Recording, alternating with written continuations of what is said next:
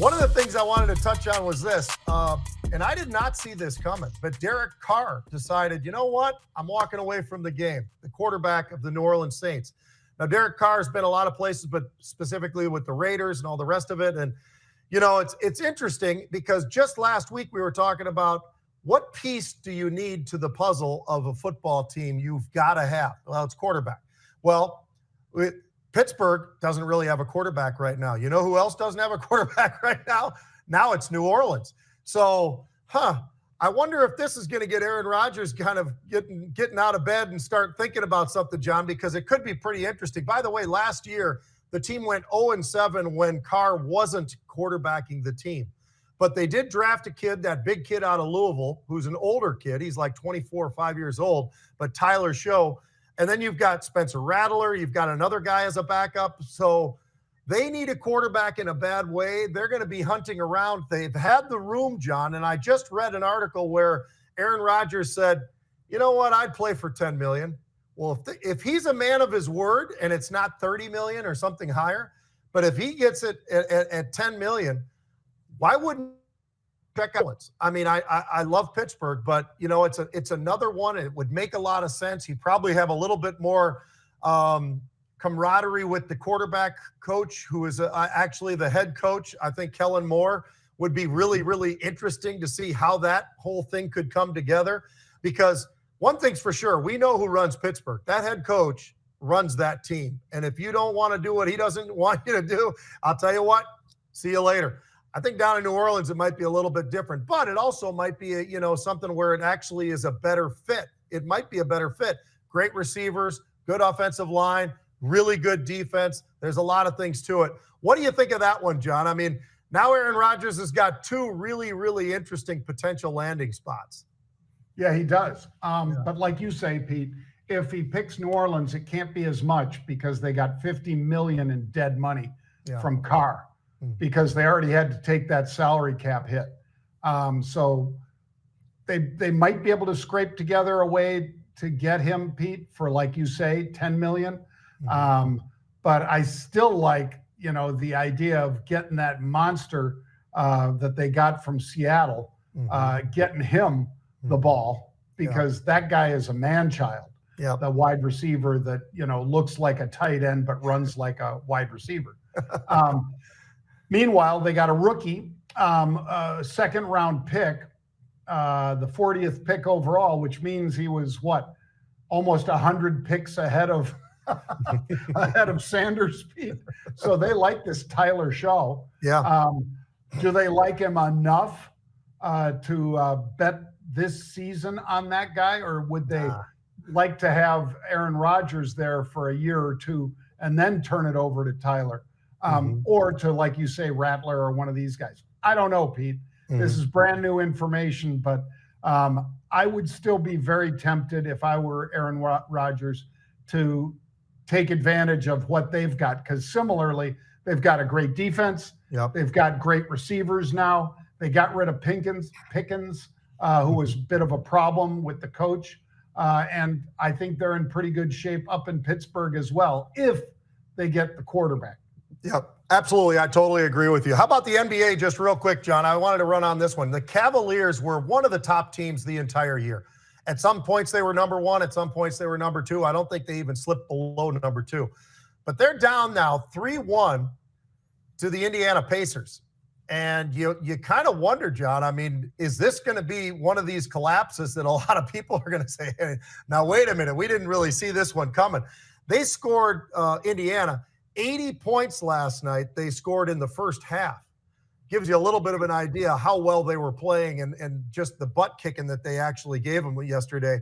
But the other thing outside of that was just an update. But how about this? Cooper Flagg, because there's a lot of conversation going on, John, right now about where are people going to be in the draft, and the lottery's out there next. You've got Utah, Washington, Charlotte, and New Orleans all have a 14% chance of being the number one pick. I don't think there's any question at all, at least in my mind, that it's going to be Cooper Flagg, the kid out of Duke. He's a quality kid. He's been at a great, let's call it a franchise in Duke basketball for a long period of time. But he's only been there 1 year. But he's that good. He's so athletic. It's unbelievable. And I was going to compare him not for the color of his skin or anything like that, but I was going to compare him to kind of a Larry Bird because he can do it all, and he's tall. You know, he's not a 6'4" guy. You know, he's a 6'8" guy or whatever he is, and it just shows you that this guy really has the potential to lead a team. I think in the NBA, it's going to be pretty cool to see how it all pans out. But he's going to be the number one pick. But what do you think, John? Is there any comparables that you can think of for Cooper Flagg? He can do it all, and that's kind of what I like about Larry Bird. I mean, he played defense. He was great. His passing was unbelievable. You know, the stuff behind the back and behind the shoulder, all that stuff is just great. And it's cool, and it's also, you know, something that makes you an even better team. Who do you think he matches up? Is there anybody that you can think of that, because the guy can shoot the lights out of the ball?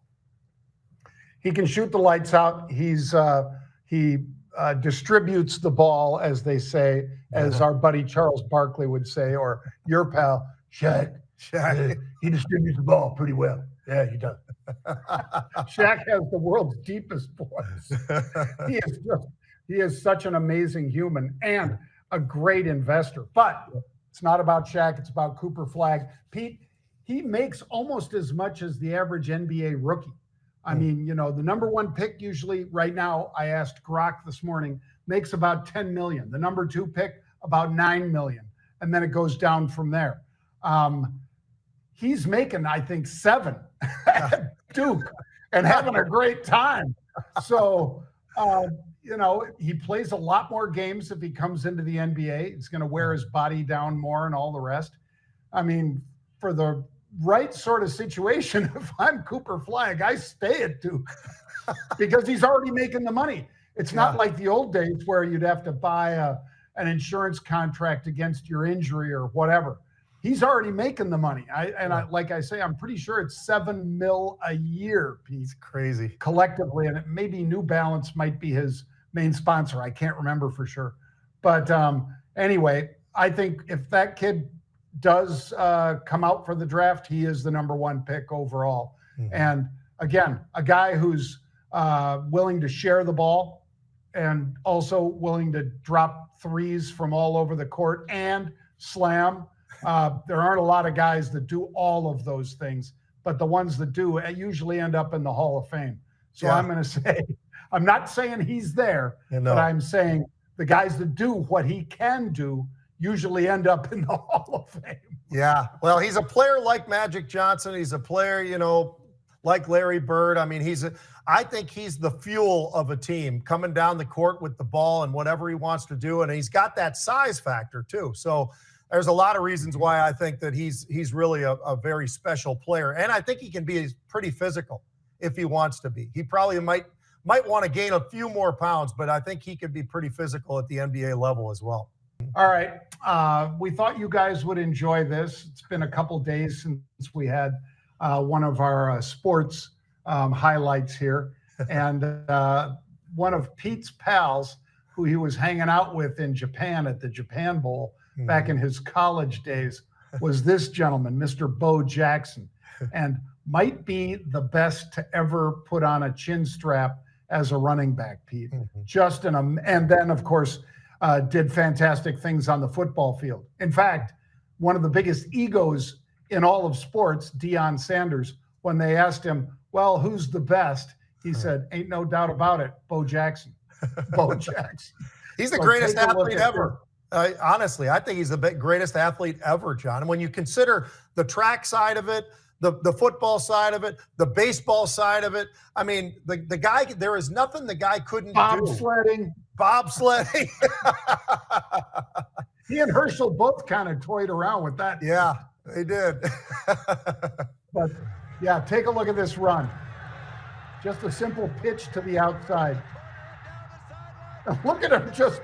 Look at the speed. That's a defensive back that he's running away from. Those guys are usually the fastest. And John, I'll say this. He might be 225 pounds in these. He doesn't look it, but he is. The guy is jacked out of his mind. I mean, it's crazy. People used to go to Sox Park. They'd put 50,000 people down there, John, just to watch him hit batting practice before the damn games. I mean, that's how good the guy was.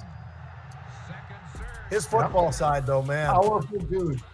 Powerful dude. And a great guy. Still lives in the Chicagoland area, as Pete knows. Yep. I won't say where, so he has a little more privacy. But yeah, he still lives in the Chicagoland area, and he's a hell of a bow hunter too, Pete, by the way. Oh yeah, he makes it all himself too. I mean, the guy's a clever character, and Bo knows, as we all know.